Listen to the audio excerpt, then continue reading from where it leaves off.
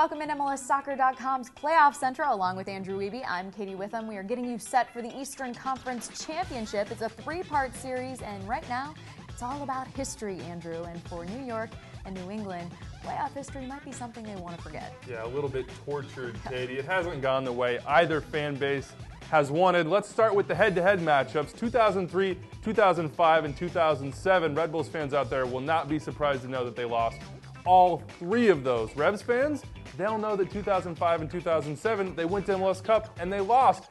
And that is kind of indicative of where these two teams have been in the playoffs. On the Red Bulls side, it's the curse of Curricula for a reason. 14 of 19 seasons, they've been in the postseason. They get there. There's no doubt about that. They just don't do much once they're there. Just 3 conference finals all time. This will be the third in just one MLS Cup. You'll remember they lost in 2008 to the Columbus Crew. So they'll have something to prove here. I know you won a Supporters' Shield last year in New York, but this is the playoffs. This is money time. MLS Cup, that's what it's all about. The fan base knows that. Mike Petke knows that. The players know that. They'll be gunning for that trophy. And on the other side, always second place, always the bridesmaid, yeah. Right, Katie? The Buffalo Bills, the right? Buffalo Bills. New England, 4 trips to MLS Cup, 4 losses. No, they didn't lose 4 straight, but they did lose 3 straight from 2005 to 2007. And Jay Heaps has been there for all of this except one postseason journey. 11 times the Revs have gone to the playoffs, 10 times Heaps has been a part. 8 times as a player, 2 times as a coach now.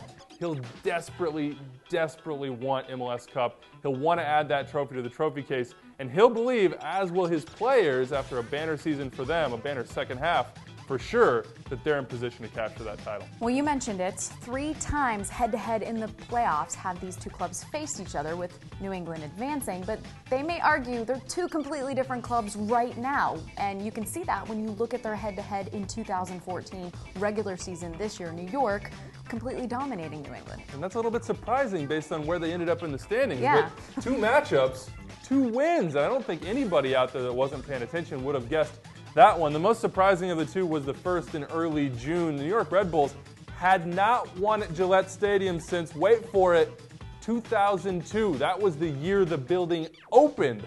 One of the players on the field for then the Metro Stars, it wasn't even the Red Bulls at that time, was Mike Petke, which is a nice little piece of history there for you to take home. That was their last win. It took 20 games until 2014. They finally did it again. A 2-0 win for them at Gillette, but a little bit of an outlier, Katie. Matt Miazga started in both these wins for the Red Bulls. He got a red card in the second. Ibrahim Sakagya played in midfield in these. Neither team fielding the teams that we're seeing right now. It wasn't first choice for either team. An interesting note about Gillette, by the way, Thierry Henry has never played there. So if he plays in the second leg, that will be the very, very first time. The second leg, a little bit of a weird game too. I mentioned the red card to Miazga, but an early goal by Charlie Davies, that got him going. It was first this year for him. It's what helped him cement himself in the lineup there in early August. Now on the other side, 2 brilliant goals undid the Revs. Dax McCarty busting out the pitching wedge. He chipped Bobby Shuttleworth. That's not a moment that Bobby will want to remember. And Bradley Wright Phillips just does what he does. Even down to 10 men, if you get the ball and his foot in the box, he's going to score. A brilliant left-footed curler from him to get the win there at Red Bull Arena. The Red Bulls, they'll be confident. They know they have the head-to-head results, but I think both Jay Heaps and Mike Petke know that those games are not indicative of what these teams are right now. No, and one big reason as to why they aren't, one key piece for New England that was missing that's there now in Jermaine Jones. So when you look at this, how do they match up?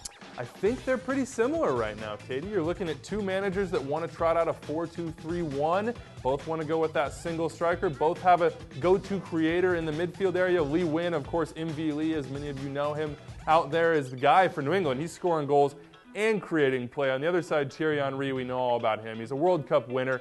He's setting up Bradley Wright Phillips at a crazy pace right now. But both teams aren't ones that are going to come out and punch you in the mouth from the start. They're going to sit back a little bit. They're going to invite a little bit of pressure. They're going to stay organized. And then they're going to try to get you in situations where it's 3v2 on the flanks, 4v3, 2v2 in the open field, and get those skill players on the ball. And we've seen up to this point, their skill players have trumped every other one in the Eastern Conference so far. Both teams explosive, but neither team one that's going to really come out and push the issue. Organization and then break when the opportunity presents itself. Well, for more on the key matchups and what we need to see from some of the big stars in this one, make sure to tune back in for our second portion of this three-part series. The third one, though, is going to be all about you guys. We want to hear what you think, your questions about this Eastern Conference Championship. Let us know by finding us on Twitter, asking your questions, or leave it in the comments right below here. Remember, don't forget to watch the first leg of the Eastern Conference Championship, Sunday, November 23rd, 1:30 p.m. Eastern kick. It's on NBC, and as always, keep checking in right here at MLSsoccer.com for all your playoff coverage.